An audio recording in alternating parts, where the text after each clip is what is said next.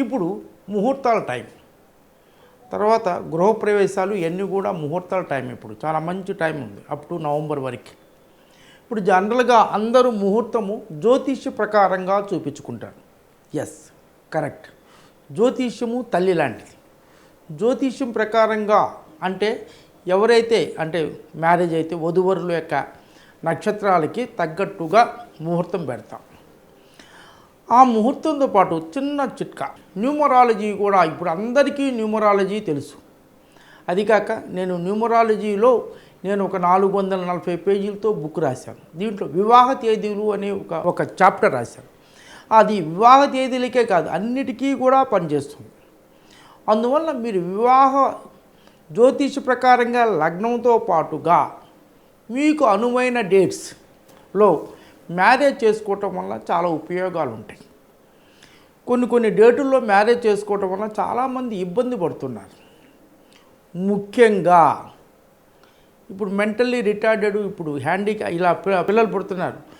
అది కూడా లగ్నం మీదే ఆధారపడి ఉంటుంది. అది ఆ మ్యారేజ్ డేట్ మీద కూడా ఆధారపడి ఉంటుంది. తర్వాత కొంతమందికి సంతానం కలగటం లేదు, అది కూడా మ్యారేజ్ డేట్ మీద ఆధారపడి ఉంటుంది. కొంతమందికి అంటే 2 అమ్మాయిలు కలుగుతారు, అది కూడా మ్యారేజ్ డేట్ మీదే ఆధారపడి ఉంటుంది. అంటే అమ్మాయిలు పుడితే తప్పేం కాదు, కాకపోతే అంటే వంశ వృద్ధి, కొడుకు అనేవాడు ఉంటే కొడుకులు ఉంటే వాళ్ళు వంశ వృద్ధి అవుతుంది. అది అలా చూసుకోగలిగితే అది కూడా మ్యారేజ్ డేట్ మీద ఆధారపడి ఉంటుంది. అందువల్ల మీరు మ్యారేజ్ డేట్ మీరు ముహూర్తంతో పాటుగా అంటే రాశిలోనే చూస్తారండి. నవాంశ ఆ లగ్నానికి నవాంశ కూడా ఉండి నవాంశ లగ్నం కూడా చూసుకోవాలి. నాకు ఈ మధ్యన చాలా వస్తుంటాయి నా దగ్గరికి. దాంట్లో ఎవరు నవాంశ లగ్నం చూడటం లేదు. ప్లీజ్, మనకి ఇది నవాంశ లగ్నం ఎలా చూస్తారో నవాంశ లగ్నం కూడా చూడండి. దాంతోపాటు వధువరులు ఇద్దరికి సరిపడ్డ మ్యారేజ్ డేట్ చేయండి. అలాగే గృహప్రవేశం కూడా మంచి డేటులో చేయండి.